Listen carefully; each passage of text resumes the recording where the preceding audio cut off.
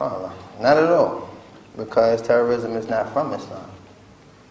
Terrorism is not permissible. Terrorism is not practiced in Islam. Terrorism comes from weak individuals who have no patience. But Allah commands us to be patient. If you think about the time of the Prophet ﷺ and his companions, before they were commanded to war, how patient they were. Times when the Prophet ﷺ would be in sujood. And people, people from the Quraysh would throw, camel, subhanAllah, would throw feces and stuff on his head while he's prostrating to Allah subhanahu wa ta'ala. When you think of these things, many of us would just jump up, throwing punches. Some of us would just run to the car, pop the trunk. We would go crazy. You throw doodle on me while I'm praying to my Lord? But the patience, the virtue of the Prophet ﷺ and his companions, it just reminds you of how we need to be the same way. We need to be patient. We need to practice our religion. Because I haven't been to a secular country or a non-Muslim country yet that says you can't pray. I've never been to a country yet that says this is one of the laws, their constitutional law, that you can't pray here. No one says that in Australia. There's no law, there's nothing legislated that says you can't pray. You can't be a Muslim here. So if no one is, being oppressed,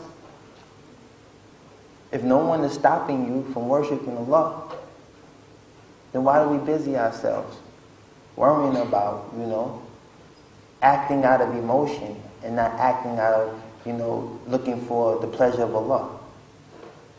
Many of you know the hadith of Ali radiallahu anhu when he was on the battlefield. And a man, he struck a man and he fell, and Ali was standing over him ready to butcher him alive.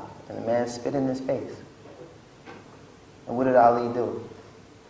He spared his life. Why? Because at that very moment, he wasn't going to kill him for the sake of Allah. By him spitting it in his face, it changed his whole intention. He was going to do it out of anger. He was going to do it out of frustration.